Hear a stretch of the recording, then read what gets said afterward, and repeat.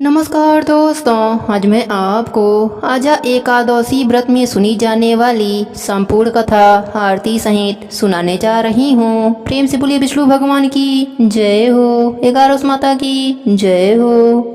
युधिष्ठिर ने कहा, हे जनार्दन, आगे अब आप मुझसे भाद्र मास के कृष्ण पक्ष की एकादशी का नाम और महात्म्य का वर्णन करिए। श्री कृष्णचंद्र जी ने कहा कि हे राजन, इस एकादशी का नाम अजा है और यह एकादशी सब पापों को नष्ट करने वाली और अत्यंत ही फल को देने वाली है। इसका व्रत करके जो भगवान की पूजा करते हैं और इसके महात्म्य को पढ़ते तथा सुनते हैं, उनके सब प्रकार के पाप नष्ट हो जाते हैं। अब इस व्रत का फल किसको किस प्रकार प्राप्त हुआ वह सुनो। पूर्व समय में समस्त पृथ्वी का चक्रवर्ती तथा सत्य प्रतिज्ञ वाला हरिश्चंद्र नामक राजा हो चुका है। उसके किसी कर्म के कारण उसका समस्त राज्य यहाँ तक कि नष्ट हो गया कि उसको अपने पुत्र तथा स्त्री को बेचने के लिए बाध्य होना पड़ा। इस प्रकार का धर्मशील राजा होने पर भी उसको चंडाल का सेवक होकर मृतकों का कफन कर स्वरूप में लेना पड़ा, परंतु उसने अपने इस प्रकार की संकटकालीन अवस्था में भी धर्म और सत्य को नहीं त्यागा। इस प्रकार चंडाल का सेवक होकर उसका दीर्घकाल व्यतीत हो गया। तब वह एक दिन अत्यंत ही दुखित होकर विचार करने लगा कि मेरा इस घोर पाप से किस प्रकार उद्धार होगा।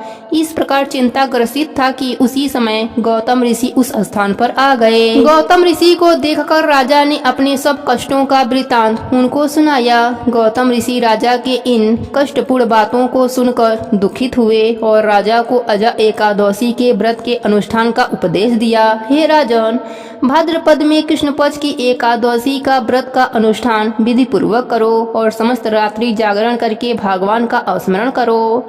इस व्रत के प्रभाव से तुम्हारे सब पाप क्षय हो जाएंगे और तुम सभी प्रकार के कष्टों से छूट जाओगे। इस प्रकार राजा को उपदेश देकर मुनि जी वहां से चले गए। मुनि जी के कथना अनुसार राजा हरिश्चंद्र ने इस उत्तम व्रत का अनुष्ठान किया और सारी रात जागरण करते हुए भगवान का भजन करते रहे। इस प्रकार व्रत के प्रभाव से राजा हरिश्चंद्र के सब पाप क्षय हो गए और सब कष्टों से मुक्त होकर अपने पुत्र और पत्नी को प्राप्त किया और शत्रुओं से रहित राज्य को प्राप्त कर सकल परिवार सहित आनंद का उपभोग किया और अंत समय में वैकुंठ लोक की प्राप्ति हुई। इस व्रत के करने वालों के सब पाप नष्ट हो जाते हैं और वैकुंठ लोक की प्राप्ति होती है। जो इसका महत्व पढ़ता या सुनता है वह अश्वमेघ यज्ञ का फल प्राप्त कर लेता है। हे विष्णु भगवान, जैसी कृपा आपने राजा पर करी वैसी ही कृपा आप अपने सभी भक्तों पर करना। सबके व्रत को पूर्ण करना। कहानी अधूरी हो तो पूरी करना, पूरी हो तो मान रखना। प्रेम से बोलिए विष्णु भगवान की जय हो, एकादशी माता की जय हो। अब सुनते हैं व्रत को पूर्ण करने वाली 11 माता की कहानी। प्रेम से बोलिए 11 माता की जय हो। एक समय की बात है, एक नगर में एक राजा राज्य करता था। वह बहुत ही धार्मिक प्रवृत्ति का था। उस राजा को समय आने पर 2 कन्याओं का जन्म हुआ। राजा की छोटी बेटी भी अपने पिता के तरह ही धार्मिक थी। वह नियम धर्म से रहती थी। साथ ही वह बचपन से ही 11 का व्रत भी करने लगी। 11 माता की कृपा से राजा की छोटी बेटी लोकप्रिय हो गई। उसकी हर तरफ प्रशंसा होती रहती थी। यह सब देखकर राजा की बड़ी बेटी को बड़ा ही ईर्ष्या होता था। वह अपने बहन से जलती रहती थी। एक बार की बात है, पड़ोसी राजा का बेटा बड़ी बेटी को देखने आया, लेकिन उसे बड़ी बेटी की जगह छोटी बेटी पसंद आ गई। अब तो बड़ी बहन अपने छोटी बहन से और अधिक जलने लगी। वह अपने छोटी बहन को मारने के नए नए तरीके अपनाती है। एक बार भोजन में जहर मिलाकर उसे खिलाने की कोशिश करती है। एक बार मटके में जहरीला सांप रखकर छोटी बहन के कमरे में रख देती है। एक बार छोटी बेटी को पनघट पर पानी भरने के लिए ले जाती है और धोखे से नदी में धक्का दे देती है। हर बार 11 माता उसे बचा लेती हैं, क्योंकि वह 11 माता का व्रत करती थी। बड़ी बहन बहुत परेशान हो गई कि यह तो किसी भी तरह से नहीं मरती। एक दिन बड़ी बहन छोटी बहन से बोली, मेरी प्यारी बहन, भगवान ने हम सब की मृत्यु किसी न किसी तरह से लिखी है। क्या तुम्हें पता है तुम्हारी मृत्यु कैसे होगी? छोटी बहन सीधी साधी थी। वह बोली, मेरी मृत्यु मेरे पालतू तोते के गले में जो हार है उसी में अटकी हुई है। यदि कोई मेरे तोते को मारकर वह हार पहन ले तो मैं मूर्छित हो जाऊंगी और फिर उस हार को कोई उतार कर रख दे तो मैं जीवित हो जाऊंगी। उस रात छोटी बहन अपने पिता के पास गई और बोली, पिताजी मुझे शक है, यदि मैं मर जाऊं तो आप मुझे जलाना नहीं, आप मुझे हमारे पुराने महल के कुएं के पास झोपड़ी बनाकर खाट पर सुला देना। राजा बोला, बेटी तुम ऐसा क्यों बोल रही हो, 3 दिन बाद तो तुम्हारी शादी है। तब छोटी बेटी बोली, पिताजी समय का कोई भरोसा नहीं।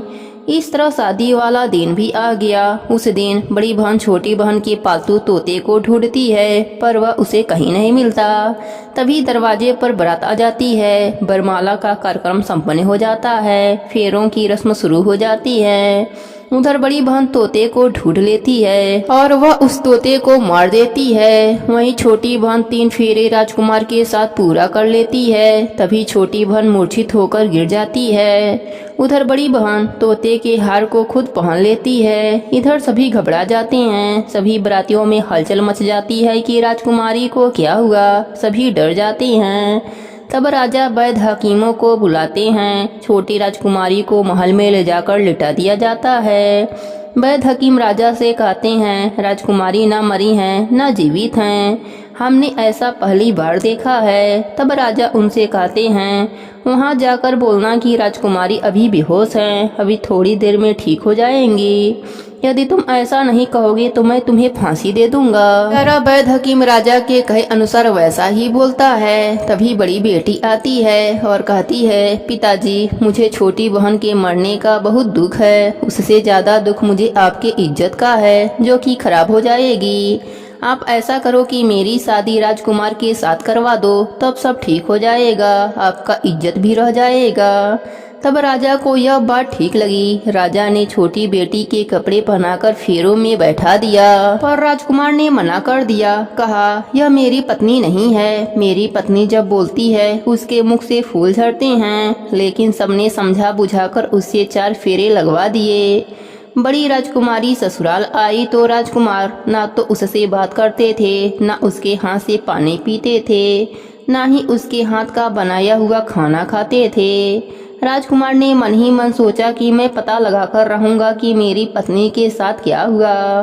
एक दिन राजकुमार दुखी होकर घोड़े पर बैठकर जा रहे थे कि घोड़ा वहीं जाकर रुका जहां राजकुमारी की अधमरी लाश रखी गई थी। राजकुमार ने मन ही मन सोचा कि घोड़ा यहाँ किस कारण से रुका है, कोई तो वजह जरूर होगा जो कि घोड़ा यहाँ रुक गया है। राजकुमार घोड़े से उतरकर पुराने महल में गए। वहाँ एक चौकीदार था। राजकुमार ने पूछा, यह महल किसका है? तब चौकीदार ने बताया कि यह महल आपके ससुर जी का है। वहाँ खाट पर कौन सो रहा है? राजकुमार ने चौकीदार से पूछा। तब चौकीदार कहने लगा कि यह राजा की छोटी बेटी हैं, जो शादी वाले दिन अधमरी हो गई थीं। राजकुमार ने कहा, यह तो मेरी पत्नी है, इसके साथ मेरे फेरे हुए थे।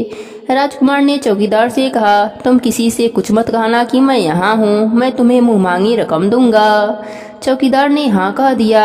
राजकुमार खाट के पास गया और बचे हुए फेरे खाट के साथ ले लिया। राजकुमार उस दिन वहीं पर रहा। छोटी रानी रात को खड़ी हो गई। उसने अपने पास अपने पति को देखा तो वह बहुत रोई। राजकुमार ने पूछा, बड़ी अजीब बात है, तुम शादी वाले दिन मूर्छित कैसे हो गई थी? तुम्हारे पिताजी ने मेरी शादी तुम्हारी बड़ी बहन से करवा दिया, पर मैंने उसे स्वीकार ही नहीं किया है। तुम मुझे पूरी बात बताओ, तुम दिन भर मूर्छित कैसे रहती हो? इस टाइम उठ कैसे गई? इसका भी राज बताओ। तब राजकुमारी ने अपने पति को तोते और हार वाली सारी बात बताई और यह भी बताया कि यह बात मैंने अपनी बड़ी बहन को बताई थी। एक दिन उसने मुझसे मेरे मृत्यु का उपाय पूछा, तब मैंने उसे पूरी बात बताई थी।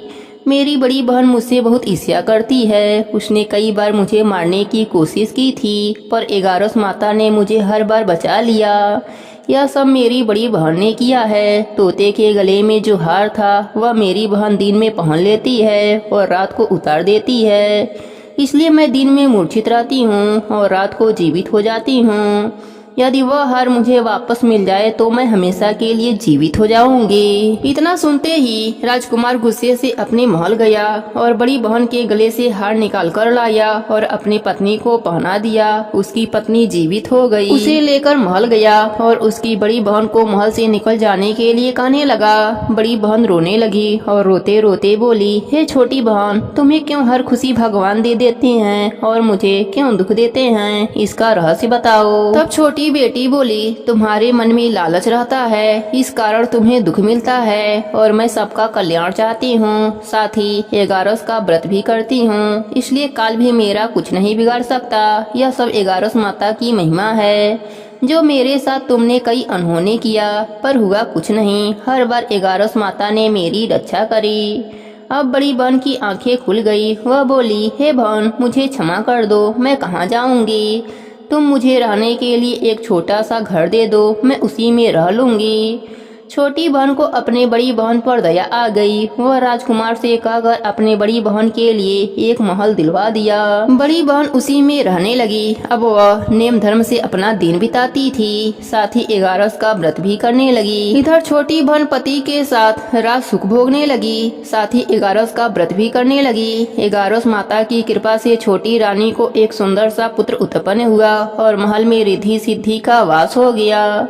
हे 11 माता, जैसी कृपा आपने छोटी राजकुमारी पर करी वैसी ही कृपा आप अपने सभी भक्तों पर करना। कहानी अधूरी हो तो पूरी करना, पूरी हो तो मान रखना, सबके नित्य नियम और व्रत को पूर्ण करना। प्रेम से बोलिए 11 माता की जय हो, विष्णु भगवान की जय हो, भादो मास की जय हो। अब सुनते हैं तुलसी माता की कृपा की कहानी। प्रेम से बोलिए तुलसी माता की जय हो। बहुत पुरानी बात है। एक गांव में एक बुढ़िया माई रहती थी। वह नित्य नदी पर स्नान करती और तुलसी माता को सींचती। तुलसी माता से कहती, तुलसी माता सबकी दाता, मैं बिरला सींचूं, तू कर निस्तार मेरा।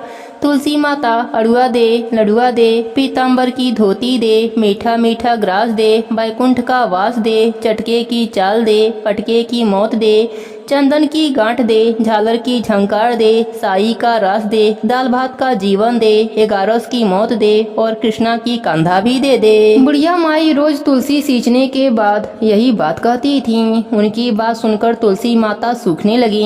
एक दिन भगवान हरि ने पूछा, हे प्रिय, इतनी औरतें तुम्हें सींचती हैं, मीठा भोग लगाती हैं, गीत सुनाती हैं, फिर भी तुम क्यों सूख रही हो। तब तुलसी माता ने कहा, हे प्रभु, एक बुढ़िया माई रोज मेरे पास आती हैं और रोज मुझसे यही सब बातें कहती हैं। मैं हर बात पूरी कर सकती हूँ, पर श्री हरि का कांधा कहाँ से ला कर दूंगी। तब भगवान हरि बोले, जब वह मरेगी तब कांधा देने मैं स्वयं आ जाऊंगा। प्रिय, तुम चिंता मत करो। कुछ दिनों के बाद बुढ़िया माई का देहांत हो गया। बुढ़िया माई के अंतिम संस्कार के लिए गांव के कुछ लोग बुढ़िया माई के मृत शरीर को उठाने लगे तो वह बुढ़िया माई इतनी भारी हो गई कि किसी से भी नहीं उठती। सब गांव वाले बोलने लगे कि बुढ़िया माई तो अपने पूरे जीवन में पूजा पाठ किया था, फिर भी यह इतनी भारी कैसे हो गई। तभी उधर से बूढ़े ब्राह्मण के रूप में भगवान हरि स्वयं वहाँ आए और पूछने लगे कि क्या हुआ। तब सभी कहने लगे, बुढ़िया माई का शरीर उठ नहीं रहा है, लगता है यह पाप भी बहुत करती थीं, इसलिए यह मरने के बाद भारी हो गई हैं। तब भगवान के रूप में प्रभु बोले, मुझे इसके कान में एक बात कहने दो, शायद उठ जाए। लोग बोले, ठीक है, आप भी प्रयास कर लो। भगवान बुढ़िया माई के कान में कहने लगे, बुढ़िया माई, मन की निकाल ले, हड़ुआ ले, गड़ुआ ले, पीताम्बर की धोती ले, मीठा मीठा ग्रास ले, बैकुंठ का वास ले, चटके की चाल ले, पटके की मौत ले, चंदन की गांठ ले, झालर की झंकार ले, दाल भात का जीवन ले, एकादशी की मौत ले और ले श्री हरि का कंधा भी ले। इतना कहते ही बुढ़िया माई हल्की हो गई। भगवान अपने कंधे पर उसे ले गए। बुढ़िया माई को मुक्ति मिल गई और वह श्री हरि के साथ बैकुंठ लोक को चली गई। हे तुलसी माता, जैसी कृपा आपने बुढ़िया माई पर करी वैसी ही कृपा आप अपने सभी भक्तों पर करना। कहानी अधूरी हो तो पूरी करना, पूरी हो तो मान रखना, सबके नित्य नियम और व्रत को पूर्ण करना। प्रेम से बोलिए तुलसी माता की जय हो, विष्णु भगवान की जय हो। अब सुनते हैं तुलसी माता के चमत्कार की सच्ची घटना। यह घटना अरुण लोचन नाम के 30 वर्षीय रसियन व्यक्ति के जीवन में घटित हुई थी। जब अरुण लोचन एक बालक थे, उनकी माता ने अनजाने में ही तुलसी के पौधे को विकसित किया था और रसिया के तीव्र सर्दी में भी उसकी देखभाल करी थी। प्रारंभ में तो उन्हें लगा कि यह भी अन्य पौधों की तरह सामान्य पौधा है, लेकिन धीरे धीरे उन्हें तुलसी देवी की आध्यात्मिक शक्ति का अनुभव होने लगा। कुछ समय के बाद वह तुलसी देवी से इतनी आकृष्ट हुई कि अन्य पौधों की तुलना में वह सबसे अधिक देखभाल और सेवा तुलसी के पौधे की करने लगी। समय के साथ उन्हें इस बात का अनुभव हुआ कि तुलसी सेवा से उनका जीवन शांत हो गया है। अपनी माता को तुलसी सेवा करते देख अरुण लोचन भी उनके प्रति आकर्षित हुए और वह भी माता की सहायता करते हुए तुलसी सेवा करना प्रारंभ कर दिया। अनजाने में ही की गई तुलसी सेवा से उन्हें अज्ञात सुकृति प्राप्त हुई और कुछ समय के बाद वह कुछ भक्तों से मिले जो मार्ग में पुस्तकें वितरण कर रहे थे। अरुण लोचन ने उनमें से कुछ पुस्तकें खरीद ली और उन्हें पढ़ना शुरू कर दिया। उन पुस्तकों ने उनके जीवन को परिवर्तित कर दिया। उनकी माता ने भी उन पुस्तकों को पढ़ा और वह भी कृष्ण भक्ति की ओर आकृष्ट हो गईं। कुछ समय के बाद अरुण लोचन मंदिर में पूर्णकालीन भक्त के रूप में जुड़ गए और वहां जाकर उन्हें और उनकी माता को पता चला कि जिस पौधे को वह अनजाने में सेवा कर रहे थे वह स्वयं भक्ति प्रदायिनी तुलसी देवी हैं। इस प्रकार तुलसी देवी के प्रति उनकी श्रद्धा और बढ़ गई। अरुण लोचन जिस मंदिर में सेवा करते थे वहां पर तुलसी देवी के चित्र की पूजा की जाती थी, क्योंकि वहां ठंडा के कारण तुलसी देवी विकसित नहीं हो पा रही थीं। और वहीं दूसरी ओर अरुण लोचन के घर में उनकी माता के द्वारा अनेक तुलसी के पौधे को बड़े ही भक्ति और प्रेम से विकसित किया गया था। अरुण लोचन ने अपनी माता से विनती करी कि तुलसी के पौधे को मंदिर में दे जावें, जिससे भक्तगण उनकी विधिवत पूजा कर सकें। अरुण लोचन की माता ने न चाहते हुए भी तुलसी के पौधे को मंदिर में अर्पित कर दिया और आज भी वहाँ तुलसी देवी की सभी भक्तों द्वारा सेवा पूजा हो रही है। अब तो आप समझ ही गए होंगे कि तुलसी पौधा साधारण पौधा नहीं, अपितु इनकी पूजा करने से, इनकी कथा सुनने से आध्यात्म ज्ञान की प्राप्ति होती है।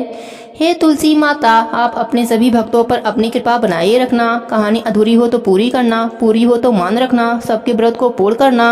प्रेम से बोलिए तुलसी माता की जय हो, विष्णु भगवान की जय हो। अब सुनते हैं गणेश भगवान की कहानी। प्रेम से बोलिए गणेश भगवान की जय हो। बहुत समय पहले की बात है, एक गांव में एक बुढ़िया माई अपने परिवार के साथ रहती थी। बुढ़िया माई विष्णु भगवान की परम भक्त थी। वह हमेशा दोनों पक्षों की एकादशियों का व्रत करती और कथा सुनती थीं।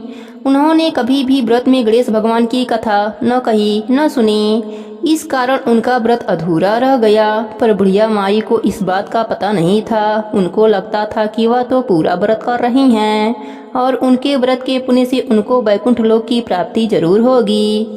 देखते ही देखते बुढ़िया माई की मृत्यु हो गई। उन्हें लेने यमलोक के दूत आए। वह देखकर घबरा गईं और बोली, मैंने जीवन भर विष्णु भगवान की भक्ति श्रद्धा भाव से किया, एकादशी का व्रत किया, मुझे तो लेने वैकुंठ लोक का विमान आएगा, मैं आपके साथ नहीं चलूंगी।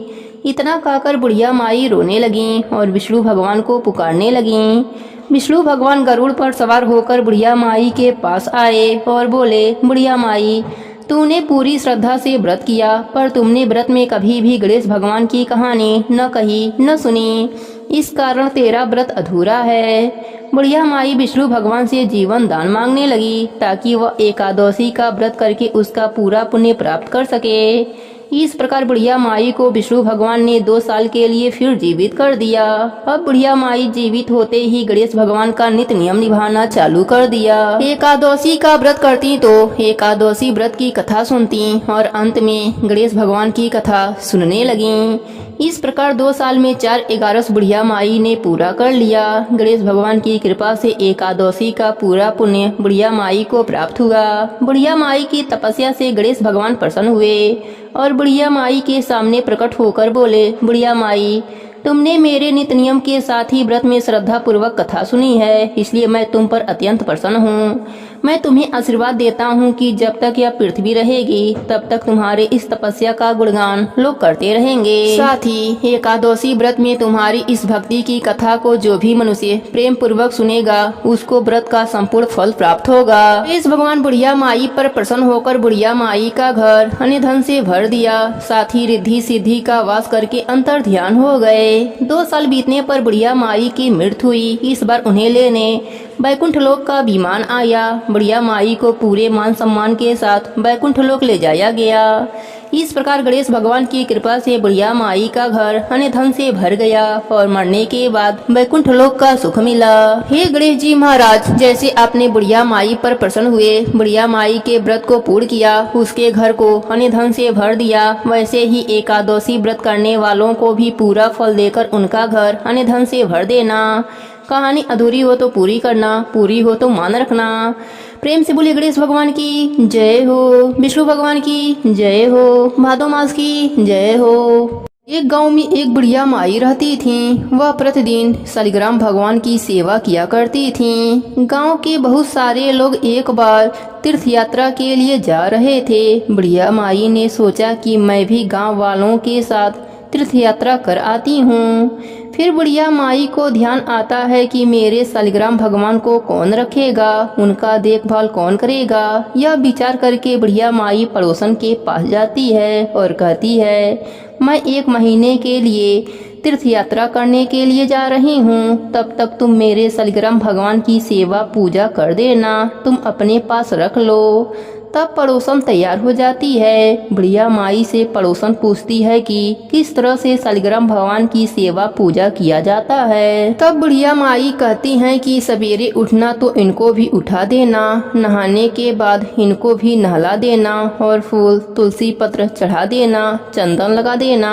फिर जब दूध गर्म करना तो दूध का भी भोग लगा देना और दोपहर में रसोई में जो भी बनाना उसका भी भोग लगा देना और शाम को दिया जला देना और रात में सुला देना। इतना बताकर बुढ़िया माई शालिग्राम भगवान को पड़ोसन को देकर तीर्थ यात्रा के लिए चली जाती है। अगले दिन पड़ोसन सुबह उठती है, स्नान करने के बाद शालिग्राम भगवान को स्नान कराती है, चंदन फूल और तुलसी पत्र चढ़ाती है, दूध गर्म करके दूध का भोग लगाती है। फिर दोपहर में खाना बनाती है। एक थाली में खाना निकालकर शालिग्राम भगवान को भोग लगाने के लिए आती है। तब पड़ोसन देखती है कि दूध तो भगवान जी पिए ही नहीं हैं, दूध तो वैसा ही पड़ा है। तब पड़ोसन सोचती है कि क्या पता खाना खाने के बाद दूध पीते हों। फिर पड़ोसन खाना का भोग भी लगा देती है और कहती है, भगवान जी दूध पी लीजिए और भोजन जीम लीजिए। फिर पड़ोसन अपना काम करने लग जाती है। कुछ समय के बाद फिर आती है देखने भगवान जीमे की नहीं, ताकि मैं भी जीम लूं। हाथ जोड़कर देखती है, दूध और खाना वैसा ही रखा है। फिर पड़ोसन हाथ जोड़कर बोलती है कि भगवान जी दूध पी लीजिए और जिम भी लीजिए, आप जीमोगे तभी तो मैं भी जीमूंगी। थोड़ी देर बाद फिर वापस आती है, फिर वही बात कह के वापस चली जाती है। फिर आती है तो देखती है ना तो भगवान जी दूध पी रहे हैं और ना ही खाना खा रहे हैं।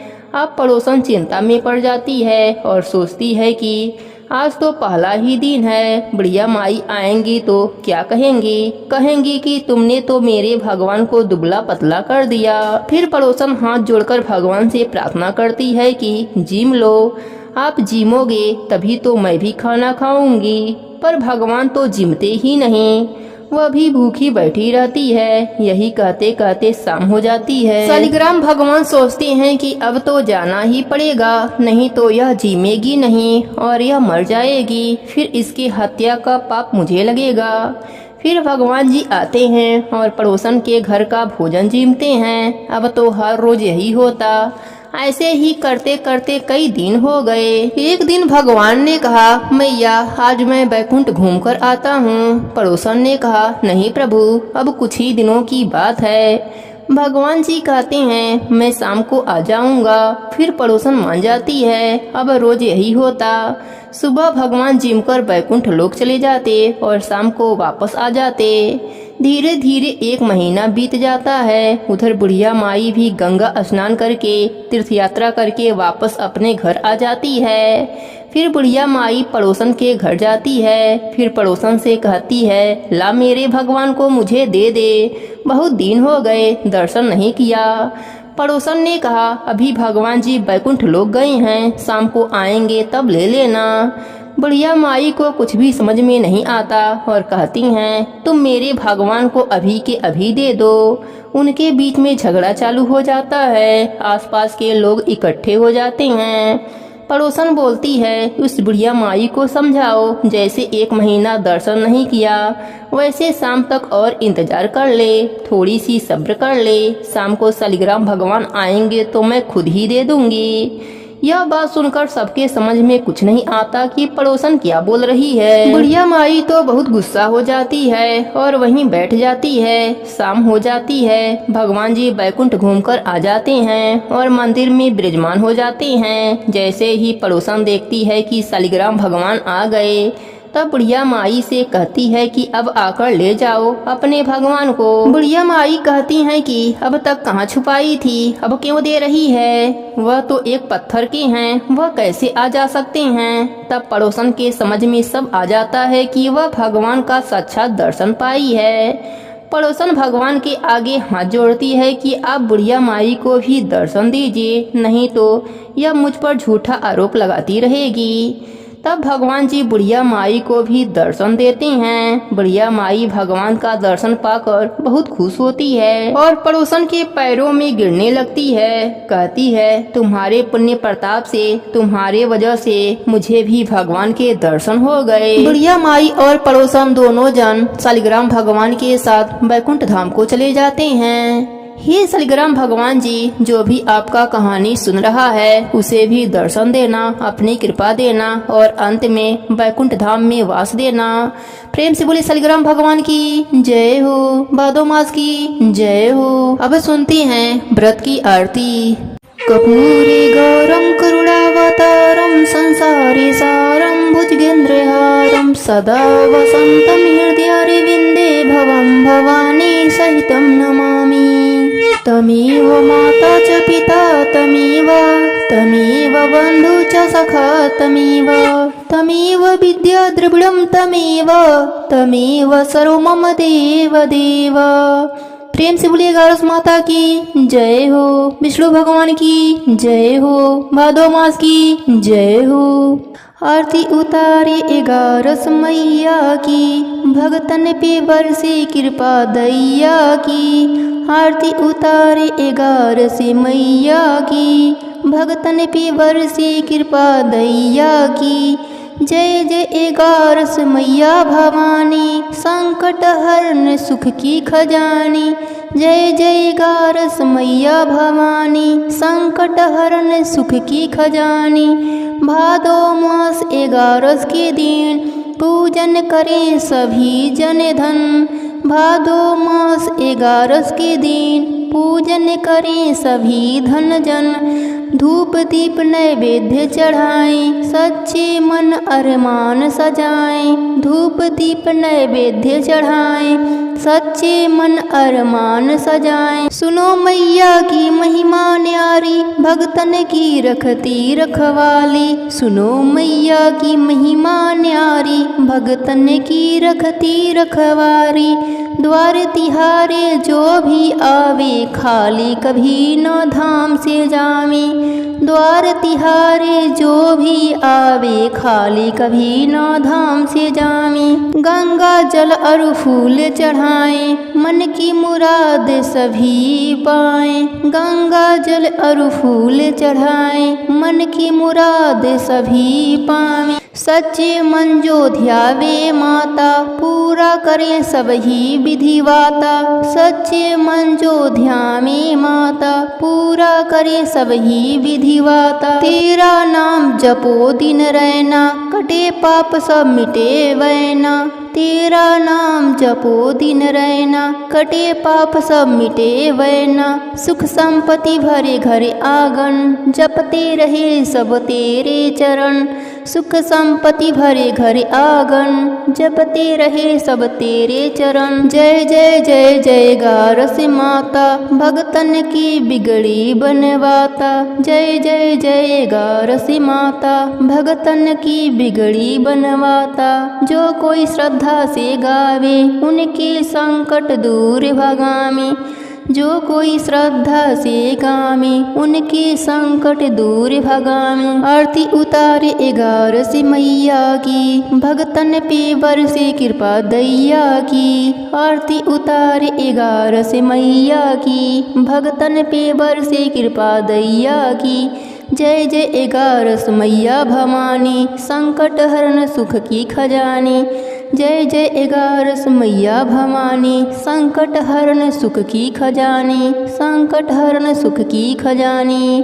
प्रेम से बोलिए गारस माता की जय हो। अब सुनती हैं क्षमा प्रार्थना। हे भादो एगारस माता, मैं अज्ञानवश अल्प बुद्धि होकर आपकी पूजा अर्चना, कथा श्रवण और आरती कर रही हूँ। यदि इसमें कोई भी कमी, त्रुटि, उच्चारण की भूल, कर्मकांड का चूक या मन की अशुद्धि रह गई हो तो कृपया अपनी असीम करुणा से मुझे क्षमा करें। हे माँ, मैं न तो शास्त्रों का पूर्ण ज्ञाता हूँ, न विधानों का पंडित, न ही अनुष्ठानों का अधिकारी, फिर भी सच्चे हृदय और श्रद्धा से आपके शरण में आई हूँ।